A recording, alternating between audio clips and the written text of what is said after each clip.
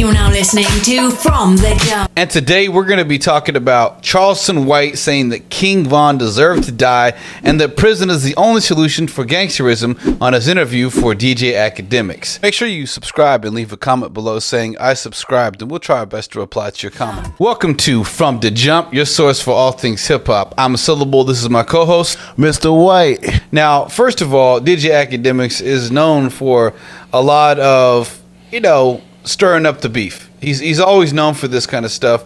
Charleston White has come out in more recent times, almost like that episode of Dave Chappelle with the blind KKK member. He's coming out with this narrative. Some people say it's satire. Some people think that's really what he feels. What do you think? What's going on with Charleston White? Well, he's acting like a real life Uncle Ruckus. A lot of times when I hear him speak, I get that he's trying to make a point. But some of this stuff is not helpful, right? No. Black people hating black people isn't going to fix black on black crime. Not right? at all. And what he's advocating for is basically doing more destruction to black people. And obviously we'll get more into it. I kind of want to hear what he says to DJ Akademiks. I haven't watched this one. I've seen some other takes from him, so let's see what he has to say. Let's roll the tape. This is where someone say you take it too far. Like you had a clip that went viral where you're like, death to all gang members. Death to all gang members. Don't gangbangers kill? Don't gangbanger wake up every day looking to kill an op? So why shouldn't they die? Why shouldn't we wish death on the people that kill people? So do you think the remedy is for them to die? Yes. I think most people have to die off in order for things to change. I think most people... Okay, so first of all, that's called eugenics. And racism back in the day was saying that manifest destiny was a chance for, it was God's will for us to come and genocide the Native Americans. It was God's will for us to come and enslave the Africans and bring them to America, right? That's the same line of thinking. It's eugenics. They just deserve to die because we're the ones in the right. Yeah, and I think this is some escapism as well, right? Instead of fixing the problem, he just wants to get rid of it. Yeah. And that doesn't fix the problem, right? Not at all. It inherently just leaves another problem. Now you're creating an additional problem. So he's basically like very much like the civil rights leaders at the time when Bill Clinton was in office and they passed the 3-strike laws. And they were like trying to crack down on gang crime. But then once they realized the effects of that, because people were getting locked up for petty drug crimes and then ending up spending 25 years of their life in a penitentiary over petty shit. And a lot of those motherfuckers that spent time for the same amount of weed that's legalized right now. Yeah, so it's like I can't really, and I know they deserve to die. He's specifically talking about gangsters, but there's a reason why these dudes are becoming gangsters. That's what we need to get to. We need to get to the root of the problem, not just say, "Hey, just kill all the gangsters." I think he's a little off. Out of touch me. All right, let's see what else he's saying. They have to go to jail because. Do you believe that was the case with you because you went to jail? Yeah, I had to go. Yeah, I had to go. Really? And it saved my life. Every nigga I know went to jail. It saved their life. Wow. Every nigga I know went to jail. It done them some good. And had they not went to jail, they probably would have got killed early on in life, or they would have done something at some point in their life where they would have assured that they got a life sentence. So it's best that he go to jail for 20 years so he can come home and live good from 40 to 60. It's best that he go to jail at 15 and come home at 25 so he can get the brain development, he can get the treatment, he can get the medical attention that he needs. Most niggas don't even know they got medical problems till they go to jail. Most niggas don't know they got an abscessed tooth, a cavity, until they go to jail. Most niggas don't even know how to read till they go to jail. Most niggas don't even know how to respect their neighbor until they go to jail, and their neighbor will kill them if they fought in the room with them. If they make, you see what I'm saying? Most niggas come home with the kind of respect and things that they should have got from their home or their big homies down in prison, and they come home better men. But that's where some people will look at it and say, well, if you're gonna suggest or even encourage that young black men who might be misguided or lacking father figures should be incarcerated, they'll label you a term like Uncle Ruckus. Well, tell that to their mothers who sleep better at night. He's got an answer for everything, of course. We'll tell that to the mothers who sleep better at night. Yeah, because jail's a safe place. And no one ever gets shivved at jail. No one ever gets killed in jail. And the guards don't beat people up at jail. Now, coming from someone right here, myself, I've served time in county, right? I've gone to jail since I was 19, off and on. Jail, I'll tell you what it does for the youth. Oh, going at 15 and come out at 20 and you have your life together. Oh, yeah. You didn't know how to read because you was black. And oh, yeah, because we in the 1800s where black people didn't know how to read. I think he's missing a couple centuries there. Yeah, I feel like he's talked about this before in other interviews where he's said stuff to the effect of basically there's still a slave mentality going on. But he's also said stuff to the effect of slavery isn't the problem anymore, or the slave mentality isn't the problem anymore. And I can't agree with him that people going to jail makes their life better. I know you've personally been, but most of my homies, when they get out of jail, they go back to jail. Well, so like, and it's because repeat offenders is a common thing, right? Well, like I said in another episode that we were talking about, another episode we did, I was sharing how the first time I went to jail, adult prison, when I'm 16 years old. 16, not even 18, right? And that old black dude, as I was changing out to my orange jumpsuit, was like, "Oh, you'll be back. They always come back." Yeah, and it's right? Like, did jail fix whatever problems that you had in your life? No. Or did you have to get out of jail and actually change your life? Yeah, you didn't want to go back to jail, but jail didn't give you a leg up in life like your college degree. Like, get the fuck out of here with that shit, man. No. Well, so what happens when you have kids that go in at 15 or 16 like me? I went into an adult prison at 16 years old. What happens? What you learn from the inside to survive, you carry back out to the streets. Now you have even more of a criminal mind. Yeah. Now you have even more of the idea of gangsterism, right? Yeah. That's not the super criminal. The super criminal theory is a huge thing. You go into jail and you get out, and instead of turning to actually trying to rehabilitate yourself, you're cut off from society so much that you're likely to make that phone call to that guy that you met in jail, that had the connect, and now you're gonna get in even worse trouble. Like this guy's idea that spending 10 or 20 years in jail is just gonna fix everything. It's fucking absurd. Well, it is absurd for a couple reasons. One is the fact that don't call anybody you meet in jail. I have motherfuckers giving me. I met this when I was serving time in county. This one fool had a cross tattooed all over his arm. He had like 18 crosses tattooed on his arm. I asked him what they were for. He was like, "Oh, that's for each house he successfully robbed." And he wanted my phone number to hang out afterwards. This is before cell phones, all right?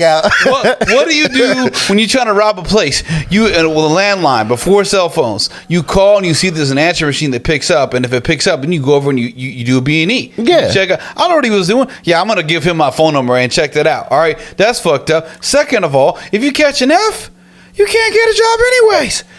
And that just makes you basically a slave to the prison system, because now that you gone in, your only choice is to hustle. You can't make a decent wage with a felony out there in the job market. I just don't like the idea that he thinks someone just goes to jail, does their time, and then shit's just discover easy God. Peasy after that. Oh, I did my time. I'm rehabilitated. I'm gonna do better in life. Exactly. Like, oh, I got.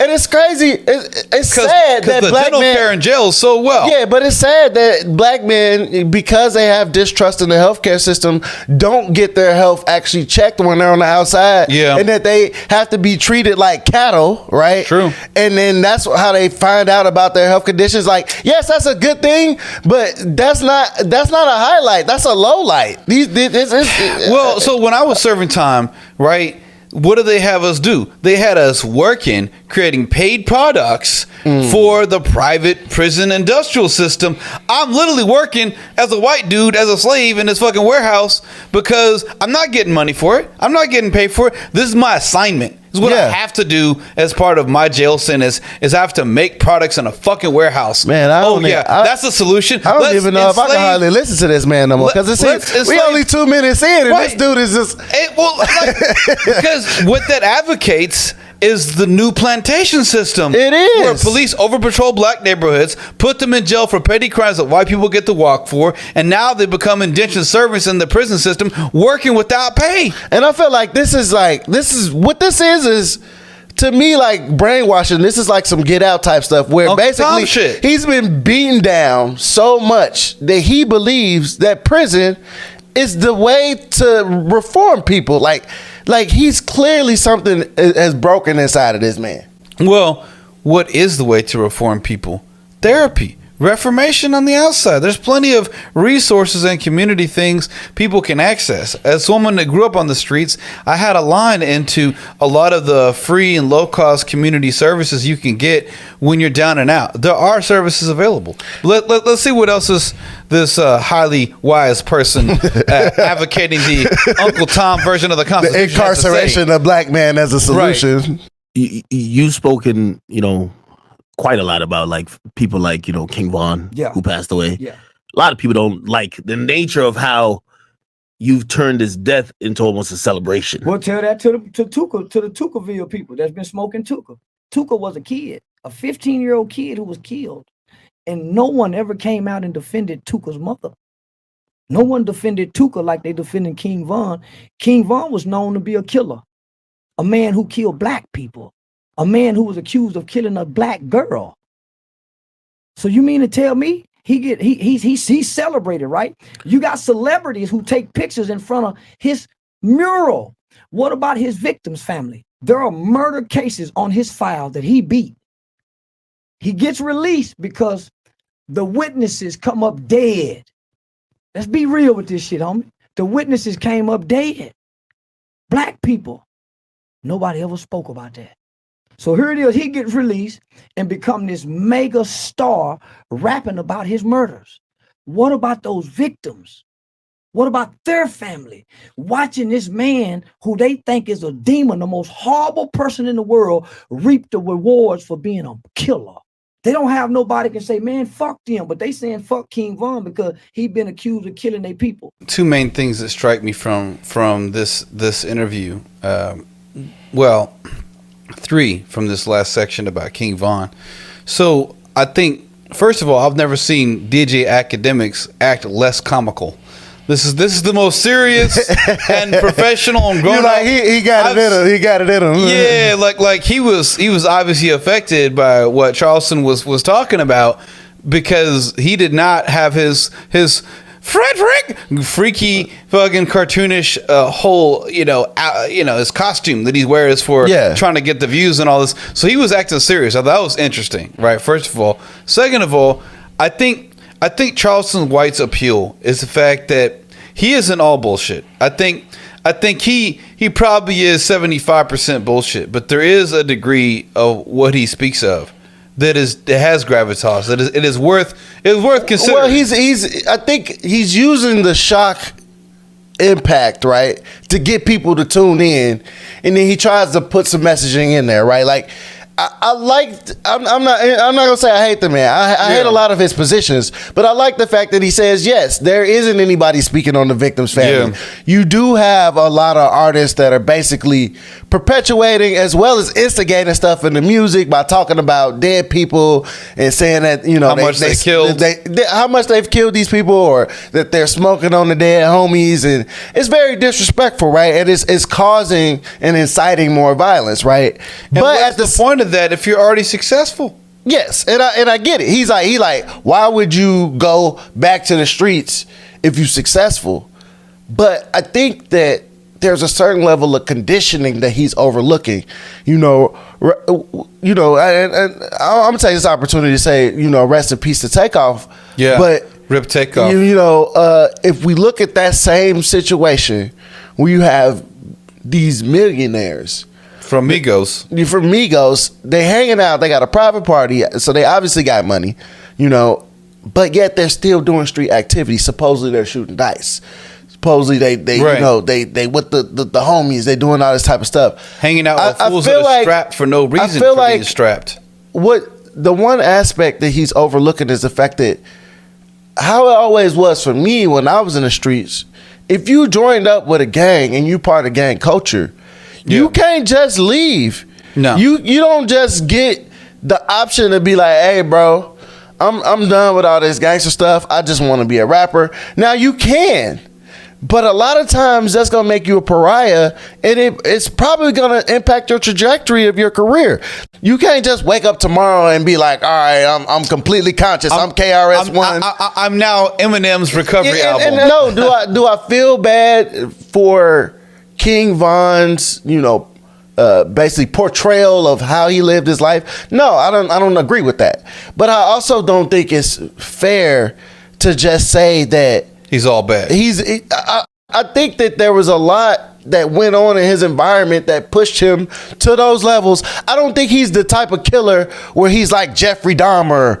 He's not that type of killer. He's the type of killer that killed because he was placed in situations that even maybe he himself, probably if he had a chance to redeem himself and to make up for his mistakes, maybe he would. We'll never know. But we'll never know. So but I don't think it's fair to kick the man to death, man. You know, like that. I don't know. I think Charleston brings up really good points, and the fact that murder is celebrated a little too much in hip hop, and the fact is that we're not considering the families of those who have been killed. Not at all. And what that must have been like for them to see this rapper who was killed their loved ones get all this fame and acclaim. I think there's something fucked up about that, of what the commercial success rewards for the type of hip hop it puts on a platform and a pedestal. I think that needs to change. I think Kendrick, J. Cole, Lupe Fiasco, they're all changing the narrative, and I appreciate that in that perspective, especially Lupe, who comes from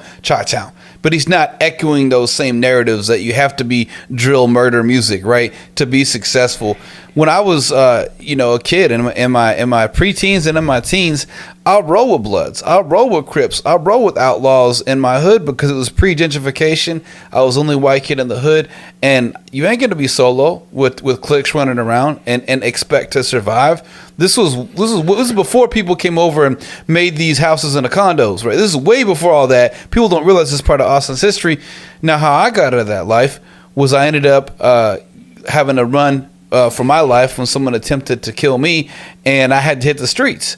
And those years living in the alleyways and in the streets and shit like that, no one tried to yourself. Yeah, no one tried to keep up with me at that point. I moved away from myself. You know, I grew up in rough areas, and for a period of time thought that was the life that I was supposed to live. The trajectory. But something woke me up. And it wasn't jail, right? You know, he's saying you got to go to jail. It wasn't jail. It wasn't even one of my homies dying. Like when I moved away, I actually lost one of my first homies that I, was rolling with, like cool with, to gun violence. And, that was one of the things that made me not look back, right? But at the same time, when I got away from it all, I realized that it really didn't have that grasp on me that I thought, right? But I think that when you're in the midst of all of it, you feel like you can't go nowhere without having that gangster with you, without having the posse, without having that lifestyle with you. You live in hand to mouth. You live in day to day. Every day, some shit happens. And you're caught up, and the next day resolving the shit the previous day happened. Yeah. It does not end. It keeps going. And then not to mention that you also getting caught up in other people's bullshit, because it's not just you that this stuff is happening to. It's your friends, this your negative family. stuff is happening to everybody around you.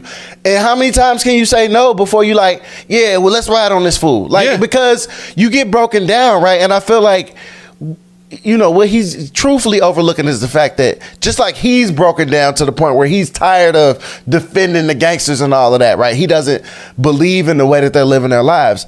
These young people are also getting broken down. They've become hopeless. They've gotten to the point where they believe this is the only way that they can succeed. It's burnout. It's the same thing that you get with anything that you get too much of, where you have saturation emotionally and socially. Is burnout. You get to burnout, you do give up on thinking about things differently and getting out of that zone and that mindset.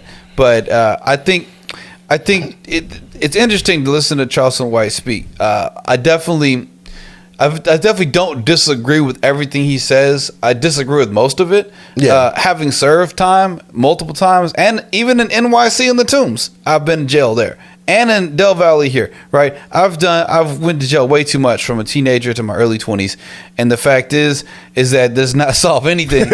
All it does is make you an indentured servant, and it trains you to look for violence and use that as a solution. Now, obviously, there are some occasions where the person who decides their path, just like we decided to get out of more of a gang-centered lifestyle to approach, entrepreneurship or our own careers in tech or whatever, right? Or this podcast, right? we had to make that decision on our own. Maybe there's catalysts, there's people that told us certain things. We had these moments of realization. That can happen to anybody in any situation. Jail is not the cure-all for life coaching. No. You ain't going to jail for a Tony Robbins seminar. And neither is death, right? Like, yeah, okay. Once again, I don't want to condone violence or the death or the murdering of young black men, but at the same time, everybody hasn't made it to that point yet. Every gangster isn't a killer yet, right? Just because you're in gangster activity doesn't mean you've gone all the way. But what I'm saying is that if he was a true Christian, like he sounds like, right, he's trying to portray that he's into that walk of life. Sure. Then you have to have forgiveness, and you have to allow people to get forgiveness and allow people to repent for their said sins. Allow them to change. You are not meant to judge that man. It's God's job to judge. You know how many times I met people from back in the day that thought I was the same person, and they expected me to do the same shit, and in their minds, because they refused to adapt to who I was now, they refused to accept me for who I am, right? Yeah. And that inability to allow people to change is where he's coming from, right? When you're 15, you get popped for a pot charge, or maybe coke or some shit like that, or maybe even a gun charge. Or you get caught with a gun, right? You didn't kill anybody yet, but you get caught with it. Maybe it wasn't even loaded, right? And then you get thrown into jail, and then you meet people more experienced than you are. Right? That's not giving people a chance to rehabilitate. So I think ultimately Charleston does have a few points about not just celebrating violence and murder for murder's sake, and to actually look at the periphery for what the shockwave of these actions are. But at the same time, punishing people for making one mistake, that's what the cops do. That's what the fucking legal system does. You make one mistake, now you condemn for life. Fuck that shit. Yeah, we can't believe that the solution is something that's never worked. Jail has never worked, and killing young black men, because what he's advocating is for gangsters to die, and it's like, aren't you just killing more black people? Yeah. So it's like, it's not something I would agree with at all. No, not at all. What did you guys think? What did you feel about Charleston's views on gangsterism and King Von? Let us know in the comments below. Like and subscribe, and tune in for another episode of From the Jump. Peace.